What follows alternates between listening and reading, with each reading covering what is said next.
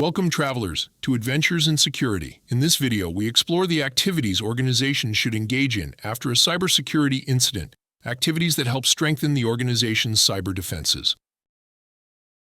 Today, we are moving beyond the firefighting stage of incident response. We are going to discuss the critical activities that take place after an organization has recovered from a security incident. Too often, teams breathe a sigh of relief once systems are back online and move straight back to their daily tasks. This is a mistake. The post-incident phase is where the real value is generated.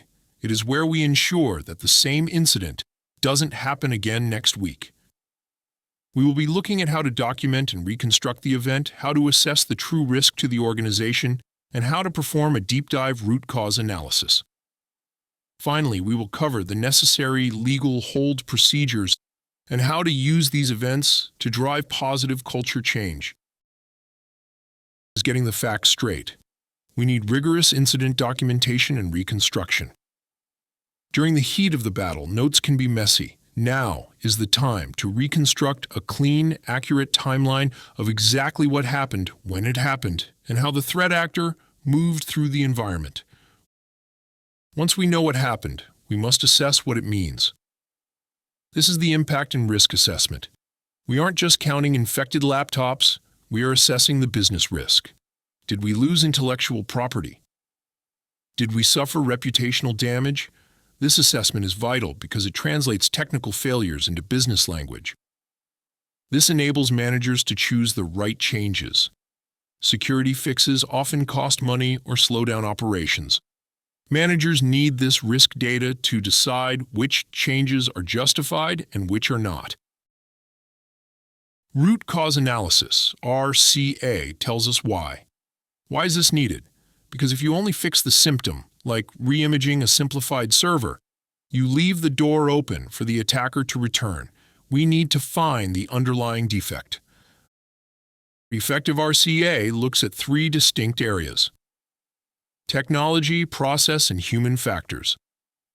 It is easy to blame technology, such as a firewall failure or a software bug, but usually technology fails because a process was broken. Perhaps the change management process was skipped. And often, that process broke because of a human factor. Maybe the admin was overworked or untrained.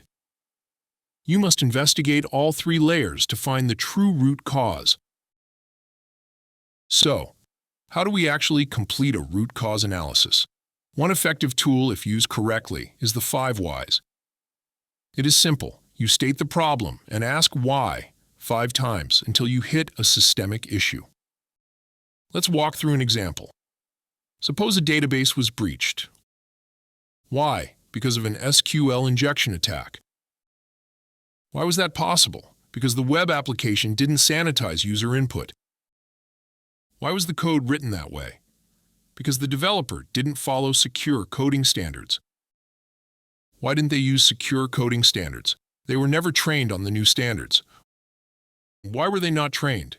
No budget allocated for continuous security training. Do you see the difference? The technical fix is patch the code. The root cause fix is ensure security training for developers is prioritized and supported by management. It is crucial to understand that there can be more than one root cause. There could be more than one proximate cause, causes that occurred immediately before the incident, or one or more of the answers to the whys might need to be separated and assessed with their own set of 5 whys. Once the RCA is done, we move to lessons learned and corrective actions. This is where we create an action plan. We identify immediate corrective actions to fix the specific hole, but we also look for broader control and process improvements. If one server was unpatched, maybe our entire patching process needs an overhaul.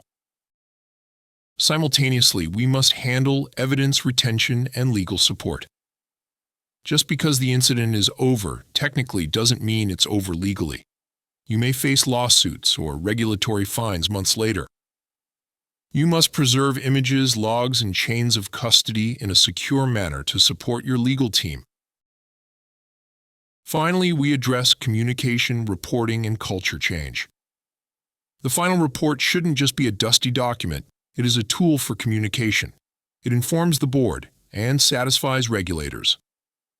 Most importantly, a major incident is a rare opportunity for culture change. It is a moment when the entire organization is paying attention. Use this time to advocate for better resources, better training, and a security-first mindset. That's it for this video. If you learned anything, please remember to give us a thumbs up and subscribe. And until next time, be careful what you click.